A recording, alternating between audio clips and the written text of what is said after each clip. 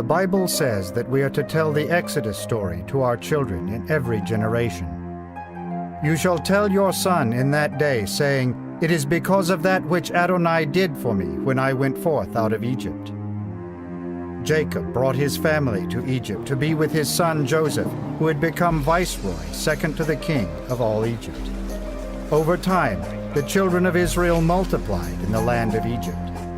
Pharaoh feared, because the Israelites were becoming too many and too mighty. He started to oppress and enslave them as a way of weakening them. The Israelites were forced to build cities, erect monuments, construct roads, work in the quarries, and hew stones. Despite all this, the Israelites continued to grow in numbers. So Pharaoh passed a law that all male babies of Jewish mothers be killed. Jacob's great-grandson, Amram, who married Jochebed, had a daughter Miriam and a son named Aaron.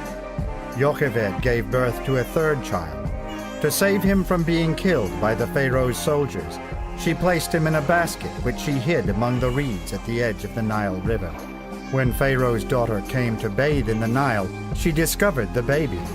She called the baby Moses, which means drawn from water, and decided to raise him herself in the palace.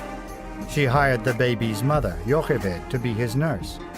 As Moses grew, Jochebed taught him about his Jewish heritage. The suffering of the enslaved Jewish people increased. When Moses was 80 years old and his brother Aaron was 83 years old, they entered the palace of King Pharaoh to deliver a message. The God of Israel said, "Let my people go, that they may serve me." Pharaoh did not believe in the God of Israelites, and he refused to let his Jewish slaves go free. When Pharaoh continued to refuse to liberate the children of Israel, Moses and Aaron warned him that God would punish both him and his people with plagues. First, the waters of the land of Egypt turned into blood. Then the entire land was covered by the plague of frogs. The third plague had lice crawling forth from the dust to cover all of Egypt. Despite the plagues, Pharaoh refused to let the Israelites go. The fourth plague consisted of hordes of wild animals roving all over the country, destroying everything in their path. After this plague, Pharaoh promised to let the Jews go on condition that they would not go too far. Moses prayed to God, and the wild animals disappeared.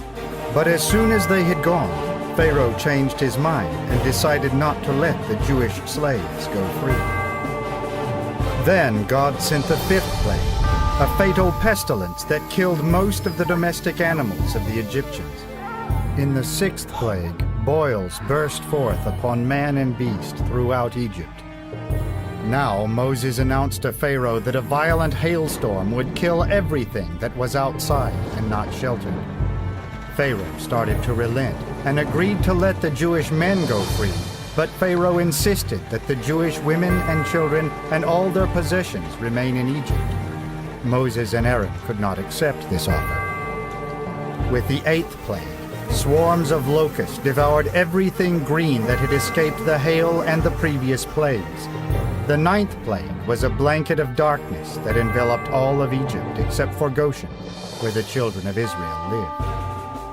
Finally, at midnight on the 15th of Nisan, all firstborn in the land of Egypt began dying, including the firstborn of King Pharaoh, exactly as Moses had warned. At this point, Pharaoh called for Moses and Aaron and said to them, "Arise, go out from among my people, both you and the children of Israel, and go, serve God as you have said. Go, and bless me also." The Jews departed in haste. They assembled in families or groups to eat the roasted Passover lamb and the unleavened bread. Then, after the sun rose on the 15th day of the Hebrew month of Nisan, the Jewish nation rose together to leave the land of Egypt. After 3 days, Pharaoh started to regret that he had permitted the Israelites to leave. He mobilized his army in hot pursuit of his former slaves. He reached them near the banks of the Red Sea. Moses led the Israelites onwards until they came to the very borders of the Red Sea. Then God spoke to Moses. Lift up your rod, stretch out your hand over the sea and divide it, and the children of Israel shall go into the midst of the sea on dry ground. Moses did as God ordered.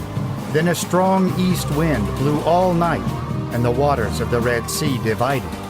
The Israelites marched along a dry path through the Red Sea until they reached the opposite side in safety.